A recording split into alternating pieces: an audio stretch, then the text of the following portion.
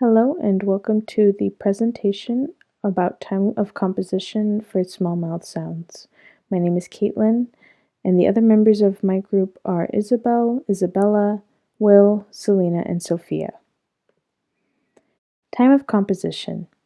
The time that a play has written should be studied along with the life of the author, the era and conditions in which the author wrote the play, and the play in relation to the other works of the author. Studying this can be beneficial in helping the reader or audience have a better understanding of the play and its underlying messages. Studying time of composition too early and its risks. Paying too much attention to a play's time of composition can be distracting too early in the process of script analysis. This is because the research that you have found from outside sources can conflict with what you find objectively in the play, leaving you with a confusing or limited understanding of the play. Knowledge of the author's life, world, and work is necessary for a complete understanding of any play, but your analysis of a play should start inside the text, and then you can branch out from your research from there. Now, more about Bess Wohl, the playwright of Small Mouth Sounds. Bess Wohl is an American playwright, screenwriter, and actress who grew up in Brooklyn, New York. She attended Harvard as an English major, then later went to Yale School of Drama to study acting. Prior to writing Small Mouth Sounds, Wohl wrote a play called Pretty Filthy, which ran off-Broadway in early 2015. She grew up performing in plays and musicals at school, and then later realized her passion for writing plays and began to pursue that career. She fell in love with the fact that when she was writing plays, she would discover new things about herself and things she was dealing with by reflecting on her work, almost like a therapeutic experience. Bess Wohl was planning to be an actor before she became a playwright. She appeared in movies such as comedies, dramas, and romantic comedies. She has also appeared multiple times on television, such as in true crime series including Law & Order, Bones, Cold Case, and CSI New York. She uses her acting history to fully understand an actor's abilities she utilizes to tell the story. Since Small Mouth Sounds takes place mostly in silence, Bess Wohl has actors tell the story using body language and facial expressions amongst other things. Her vast knowledge of acting keeps the story going when words cannot. When speaking about her idea to write a play that happens mostly in silence, she explains that she wanted to write a play that would be a challenge for people to produce.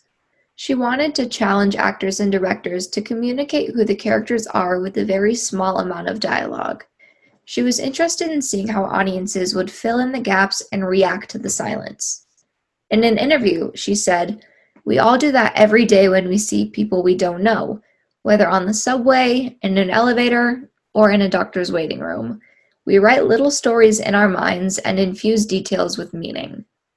Because she was an experienced actor by the time she wrote this play, she was aware of the struggles that the actors would face, but knew that it could be achieved and be produced as a fascinating play. It was clear impression of who this guy is through his behavior. I think I was really interested in behavior and in miscommunication and in what happens to people when the sort of, I think of language as a smokescreen a lot of the time. Like a lot of my characters, even in my plays with talking, don't mean what they're saying, or they're talking just to fill silence. There's not content really in their words, and they definitely often have not processed or understood what they're going to say before they say it. Yeah. So I was sort of interested in what happens when you remove that tool from people. In the Producer's Perspective podcast, she explains that the idea for writing Small Mouth Sounds came from her own experience going to silent retreats. She was fascinated by the strange yet beautiful environment that she was experiencing and began taking notes on what she saw. Her close friend convinced her to go to her first silent retreat. She knew that this experience was something that she would want to write about from the very first night. When she first arrived at the camp, she expected it to be a fun girls' weekend and was shocked when she realized what type of camp she had actually gotten herself into. She immediately knew that this situation would make an interesting play, and she tried to find a balance between thinking about how she would write the play and actually absorbing the lessons being taught so that she could get the most out of the camp. In an interview with Broadway World, She explains that something about the obstacle of being in silence, coupled with the intense need from all the retreat participants to find some kind of answer, felt like it could be fertile ground.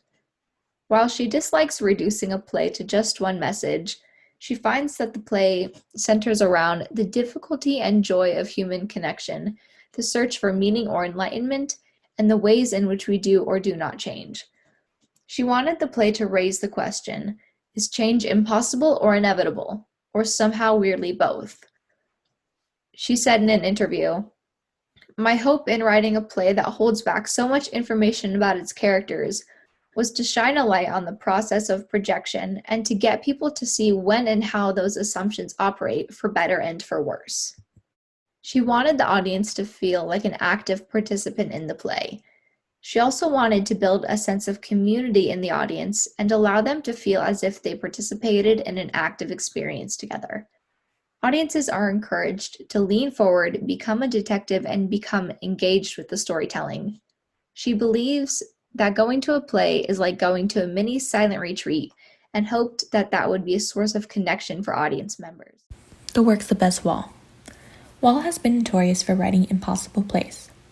From small mouth sounds with almost no dialogue to make-believe using only child actors, Wall takes great pride in creating what seems to be the impossible. In an interview with Variety Stagecraft, Wall states, "I am always interested in what seems impossible, doing things that haven't been done before, that I haven't seen before, that I think will either result in something really interesting or a total catastrophe, and I'm not really sure which. It often feels like an impulse that I can't get rid of, a little itch that I really need to scratch." She demonstrates that with small mouth sounds by placing emphasis on humor, compassion, and awkwardness strictly through silence. Bess Wall's Broadway debut was with her most recent play, Grand Horizons, which showcased sexuality through a feminist lens. Many of her plays demonstrate the same unorthodox themes, such as Pretty Filthy, which is a play that highlights the other Hollywood of adult entertainers, and her play Make Believe, that uses child actors to portray the problems of adulthood and how these events such as resonate with us as children. Wall has not limited her work to strictly theater. She has also written screenplays for Disney and Paramount Pictures, including many TV pilots under her belt, with the most recent one being The Broad Squad for ABC. Wall never wastes a minute with her plays, and even the quietest one speaks volumes. A little bit about Small Mouth Sounds. Small Mouth Sounds first premiered off-Broadway in 2015 at the ARS Nova Theater. In 2016, the play was produced again at the off-Broadway Signature Theater. The play also went on a national tour in 2017. Down below are a couple pictures from the original cast of Small Mouth Sounds at the ARS Theater production. Now, although this topic is usually not associated with time and composition, because of the silent nature of this play, a lot of the writing process still continues during the production of the play. Because this play is so heavily reliant on the actors' actions, it's safe to say that a lot of the play can be attributed to the experimentation of the first production. And for this particular show, the first production was in the Arvis Nova Theater, and there's a picture of it right there. What I mean by a lot of this show was created during its first production is not even the author herself knew exactly what the show was going to look like until it was put on stage. She was quoted to say, "I try not to overprescribe how things are going to look visually because I think part of the fun of being an actor or a director is being able to come as a primary artist and really have a creative experience." So she put a lot of the responsibility about what the final story was going to tell in the hands of the actors, the directors, the sound and lighting designers, all the people involved in the production. And this also meant that so that she was satisfied with the product herself, her and the director, Rachel Chavkin, really worked closely in creating this production. So when no one really knows what a final production is supposed to look like, what does that mean for rehearsals? Well, in a production like this, a lot of it has to do with experimentation.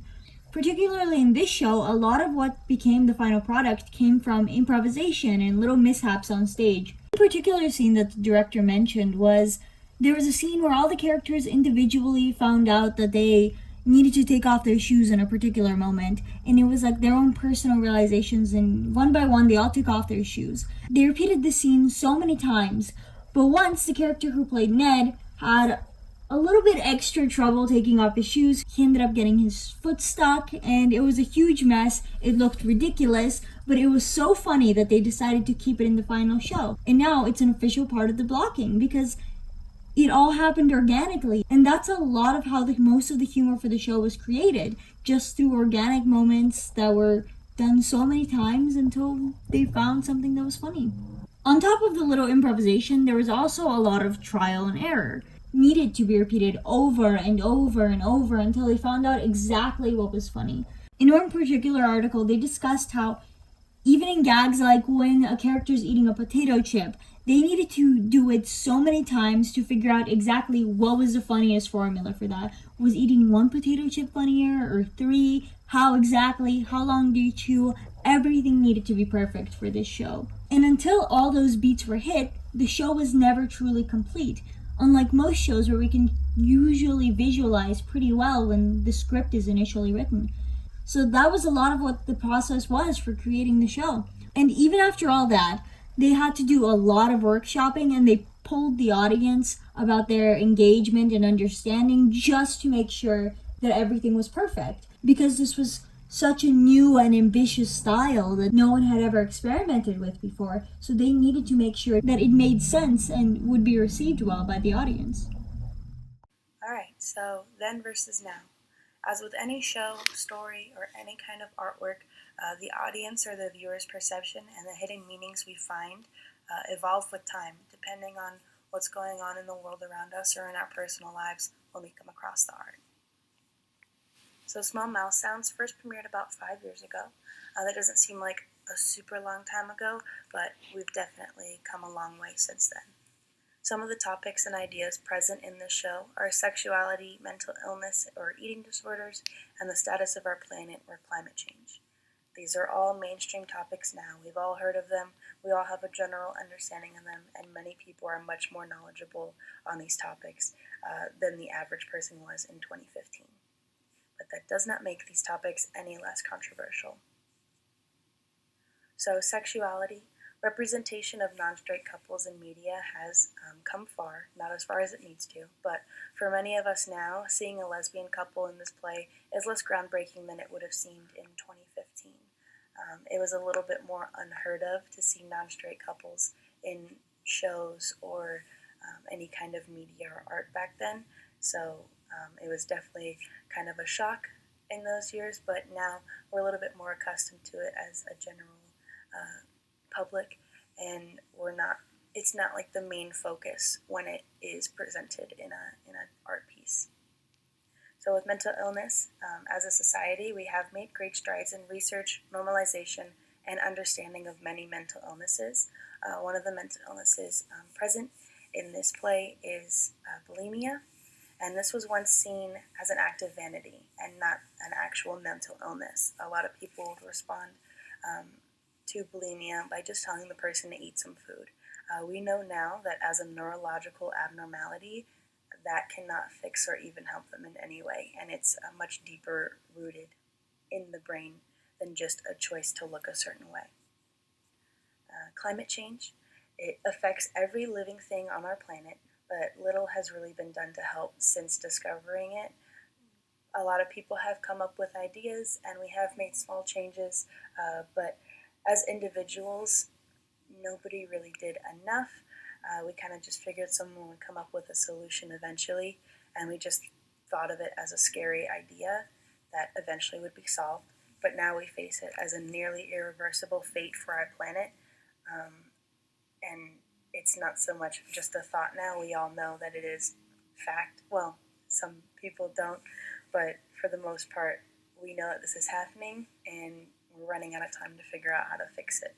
But back in 2015, it was more of just a scary thought that we figured would be helped eventually. So these ideas in 2015 were more undiscovered or misunderstood than anything else, as I was saying before, but now in recent years, these are some of the most polarizing topics in the media and in our lives. So definitely these topics are thought of completely different now than they were when this play first premiered.